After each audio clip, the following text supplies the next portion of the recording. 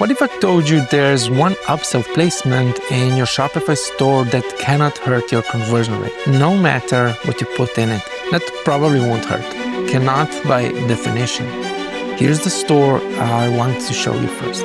Supplements blend, $48 average order value. Good traffic, solid conversion rate on the checkout, around 3.2%. They were scared to add upsells and afraid it would disrupt the flow, distract customers, and drop that 3.2%. So they did nothing.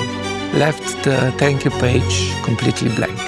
We added one post-purchase offer, a single complimentary product, $19. One-click ad, 6 weeks later, checkout conversion rate stayed 3.2%, unchanged. And average order value, $57, up from $48.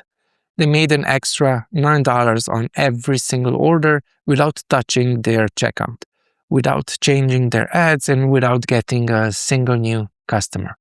That's what post-purchase upsells do. And today I'm going to show you exactly how they work, why they're fundamentally different from every other upsell, and how to set one up. First, why does this matter more than almost anything else you can do for revenue right now?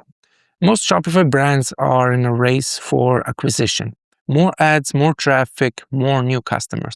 And at some point, the economics breaks down. CAC goes up, ROAS go down. Every new customer costs more than the last one. And the lever most brands ignore, how much money you make from each customer who already decided to buy. Average order value is one of the highest leverage numbers in e-commerce.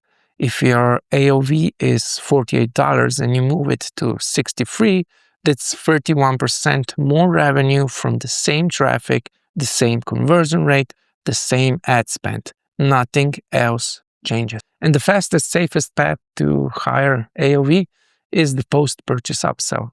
But here's where most store owners get stuck. They've heard scary stories about upsells hurting conversions. They've seen aggressive pop-ups on sites they shop from and thought, I never want to do that to my customer. That instinct is right. Some upsells do hurt, but not the post-purchase one. And understanding why is the whole point of this video. Let me explain why post-purchase upsells are structurally different.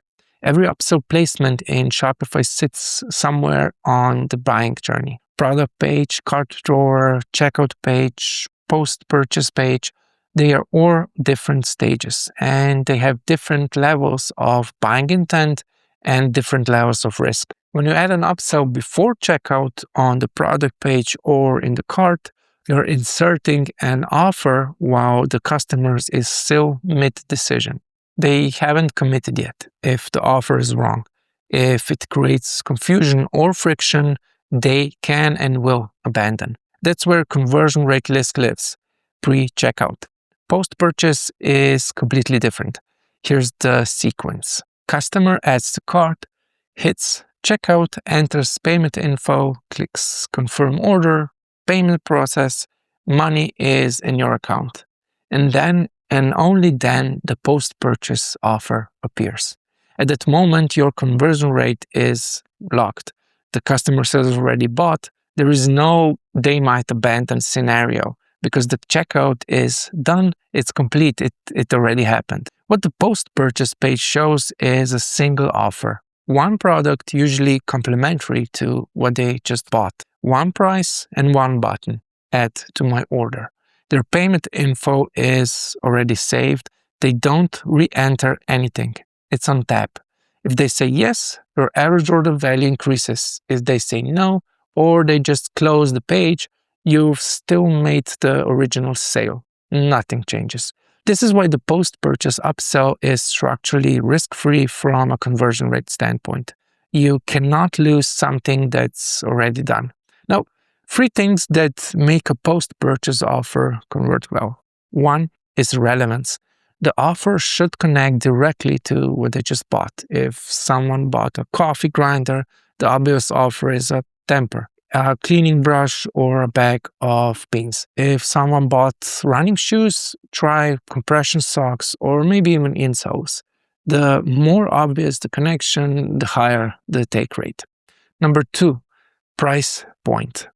Post-purchase offers work best at 20 to 40% of the original order value. If someone spends $60, a $15 to $25 add-on feels proportional. A $100 upsell on a $60 order creates friction. Keep it accessible. Number 3, framing.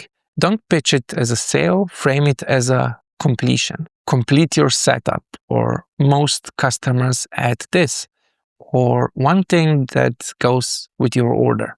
The customer is already in buying mode. You're just making the next step obvious. Let me bring this back to the supplement brand.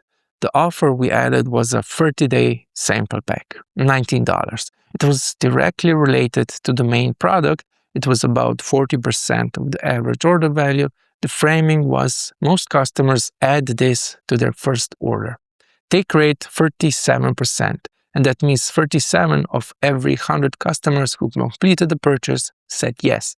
At 37% take rate on a $19 offer, that's about $9 added to every order on average. Across 1,200 orders a month, that's over $10,800 in additional revenue from one page that they weren't using.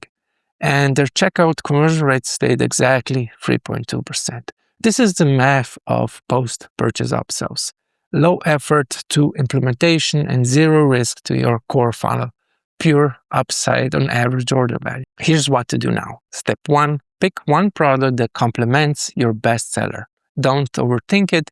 The most obvious thing is usually the right answer. Step 2, set the price range at 20 to 40% of your average order value. Step 3, write a simple offer frame. Complete your setup or add this to your order before it ships. Step 4, set it up on the post-purchase page and measure take rate for 30 days. And that's it. You don't need to restructure your store. You don't need to change your checkout. You just need to use the page that's already there. If you want to do this without building anything from scratch, Upsellr is the tool for exactly this. It has no-code setup, post-purchase templates, and there's no revenue share. Link is in the description. If this was useful, subscribe. I publish Shopify growth breakdowns like this every week.